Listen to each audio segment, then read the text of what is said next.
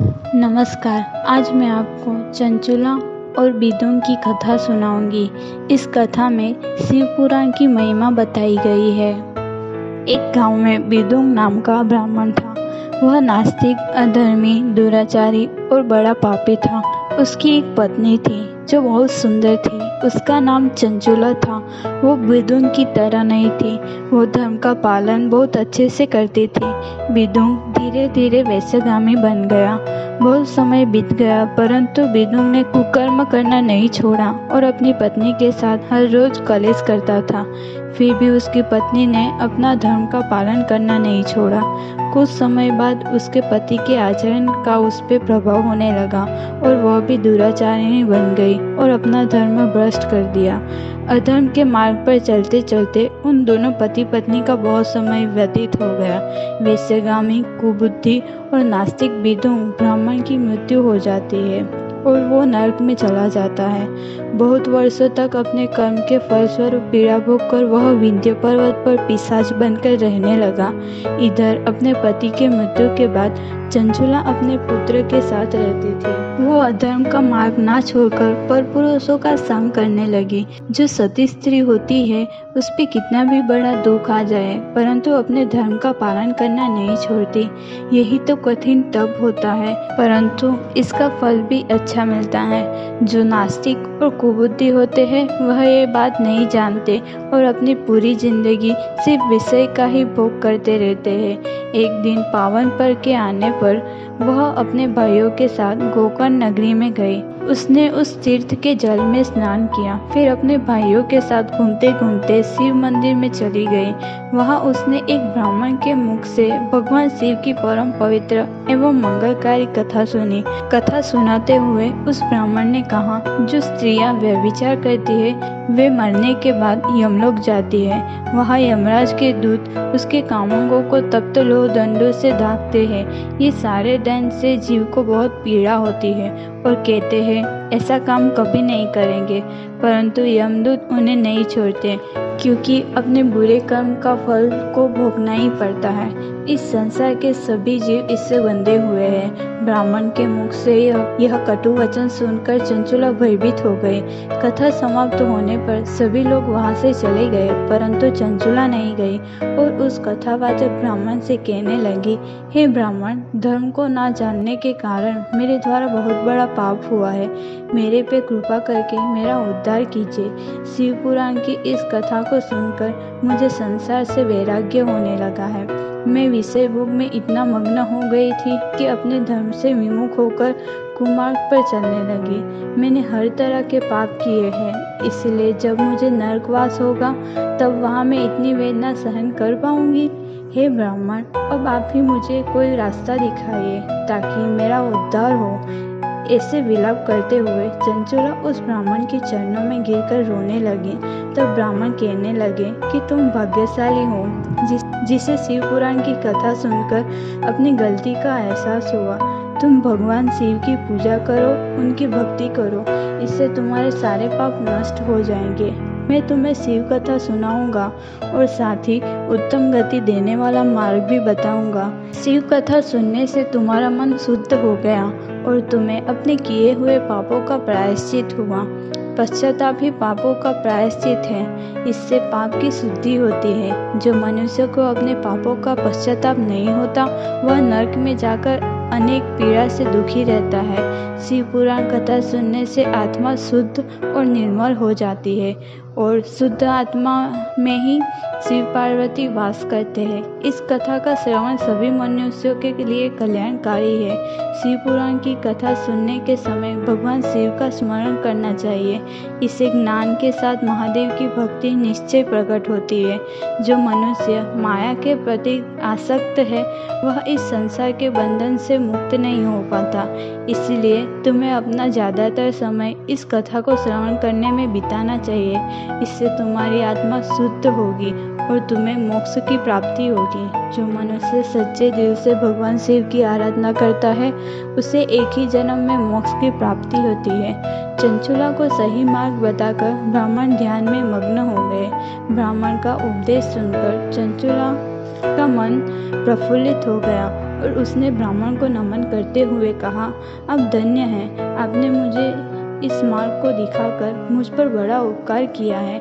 जिस पौराणिक व अमृत के समान सुंदर शिव कथा की बात आपने की है, उसे सुनकर ही मेरे मन में वैराग्य उत्पन्न हुआ है। इस अमृतमय शिव पुराण की कथा को सुनने के लिए मेरे मन में श्रद्धा उत्पन्न हुई है। कृपया आप मुझे इस कथा को सुनाइए। शिव पुराण की कथा सुनने की इच्छा मन में लिए चंचुला उन ब्राह्मण की सेवा में वही रहने लगी। ब्राह्मण के मुख से चंचुला शिव पुराण की भक्ति, ज्ञान और वैराग्य बढ़ाने वाली और मुक्ति देने वाली परम उत्तम कथा सुनकर कृतार्थ हुई। उसकी आत्मा शुद्ध हो गई और भगवान शिव की आराधना करने लगी। उसके बाद अपना समय पूर्ण होने पर चंचुला बिना किसी कष्ट के अपना शरीर त्याग दिया। उसे लेने के लिए एक दिव्य विमान वहां पहुंचा। यह विमान शोभा साधनों से सजा था एवं सिंहगणों से सुशोभित था। चंचुला विमान से शिवपुरी पहुंची। वह गौरांगी देवी मस्तक पर अर्धचंद्र का मुकुट व अन्य दिव्य आभूषण पहने शिवपुरी पहुंची। वहां उसने अपने आराध्य महादेव को देखा। सभी देवता उनकी सेवा में उपस्थित थे। उनके अंग कांति करोड़ों सूर्य के समान प्रकाशित हो रही थी। कंठ में नील चिन्ह था। उनके साथ देवी पार्वती विराजमान थी, जो विद्युत पुंज के समान प्रकाशित हो रही थी। महादेव के शरीर पर श्वेत वस्त्र थे तथा शरीर भस्म से संयुक्त था। इस प्रकार भगवान शिव के दर्शन से चंचुला बहुत प्रसन्न हुई। इसने भगवान को बारंबार प्रणाम किया और हाथ जोड़कर खड़ी हो गई। उसके नेत्रों से खुशी के आंसू बहने लगे। भगवान शिव और देवी पार्वती ने करुणा के साथ सौम्य दृष्टि से देखकर चंचुला को अपने पास बुलाया। पार्वती माता ने उसे अपनी सखी बना लिया। चंचुला सुखपूर्वक भगवान शिव के धाम में निवास करने लगी। एक दिन चंचुला उमा देवी के पास गई और दोनों हाथ जोड़कर स्तुति करने लगी। हे स्कंद माता उमा, आप संसार के सभी जीव तथा देवताओं द्वारा पूज्य तथा समस्त सुखों को देने वाली है। आप शंभु प्रिया है, आप ही प्रकृति है। हे माता, आप ही संसार की सृष्टि, पालन और संहार करने वाली है। चंचुला ऐसी स्तुति करके उसकी आंखों से आंसू बहने लगे। तब देवी पार्वती ने उन्हें चुप करा के कहा, सखी चंचुला, मैं तुम्हारी इस स्तुति से बहुत प्रसन्न हूँ। बोलो, क्या वर मांगती हो? तब चंचुला बोली, हे देवी, मेरे पति विदुन इस समय कहाँ है? उनकी कैसी गति हुई है, मुझे बताइए और कुछ ऐसा उपाय कीजिए कि उसकी भी सद्गति हो। हे देवी, मुझे पता है मेरे पति ने बहुत सारे कुकर्म किए हैं, परंतु आप ही उनकी सहाय कर सकते हो। तब देवी पार्वती कहने लगी, तुम्हारे पति ने कई पाप किए थे, इसलिए उसका अंत समय बड़ा भयानक हुआ। अपने बुरे कर्मों की वजह से यमदूत उसे नरक में ले गए और कई वर्षों तक उसने वहां अनेक प्रकार की पीड़ा भोगकर अब शेष पाप भोगने के लिए विंध्य पर्वत पर पिशाच की योनि में रह रहा है। वह दुष्ट वही वायु पीकर रहता है और सब प्रकार के कष्ट सहता है। यह सुनकर चंचुला को अत्यंत दुख हुआ, इसलिए उसने माँ गौरी से एक बार और पूछा, हे देवी, मुझ पर कृपा कीजिए और मेरे पति की उत्तम गति हो ऐसा मार्ग बताइए। अब आप ही मेरे पति का उद्धार कर सकते हो।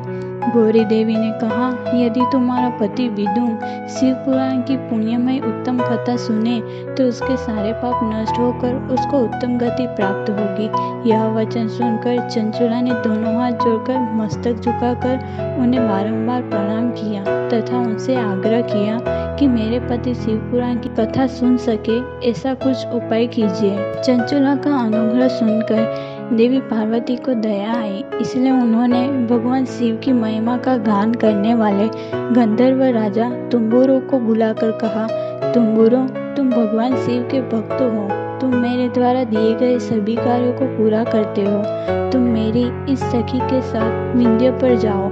वहाँ चंचुला का पति एक भयंकर पिशाच के रूप में निवास करता है।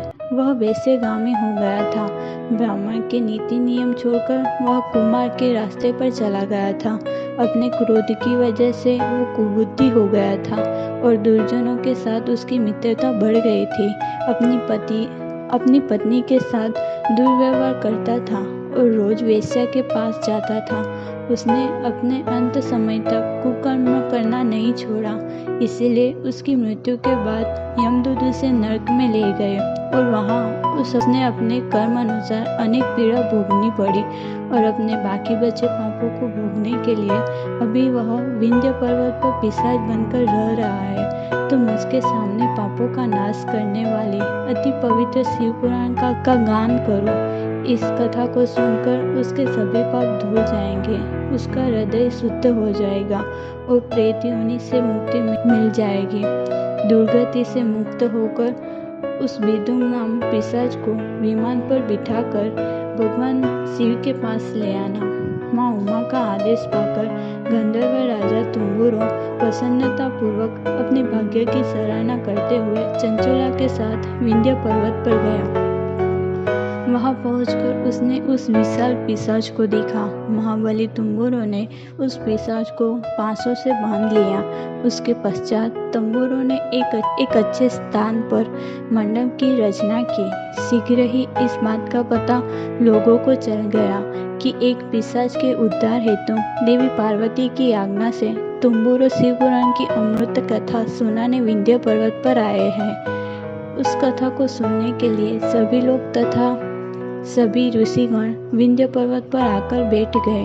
पिशाच विदुम को आसन पर बिठाया गया और तब तुम्बुरो ने शिव पुराण की अमृत कथा का गान शुरू किया। उसने शिव पुराण की सभी संहिता का स्पष्ट से वर्णन किया। सातों संहिताओं सहित शिव पुराण को सुनकर सब श्रोता कृतार्थ हो गए।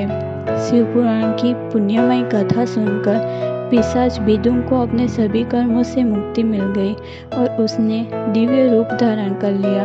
इस प्रकार दिव्य देहधारी होकर विदुम अपनी पत्नी चंचुला के साथ स्वयं भी भगवान शिव का गुणगान करने लगा। उसका मन परम आनंद से परिपूर्ण हो गया। सभी भगवान शिव के अद्भुत चरित्र को सुनकर कृतार्थ हो गए। उनका गुणगान करते अपने अपने धाम को चले गए। विदुम अपनी पत्नी चंचुला के साथ विमान में बैठकर शिवपुरी चला गया। भगवान शिव और देवी पार्वती ने उसे अपना पार्षद बना लिया। दोनों पति पत्नी सुखपूर्वक भगवान शिव एवं देवी पार्वती के श्री चरणों में निवास पाकर धन्य हो गए।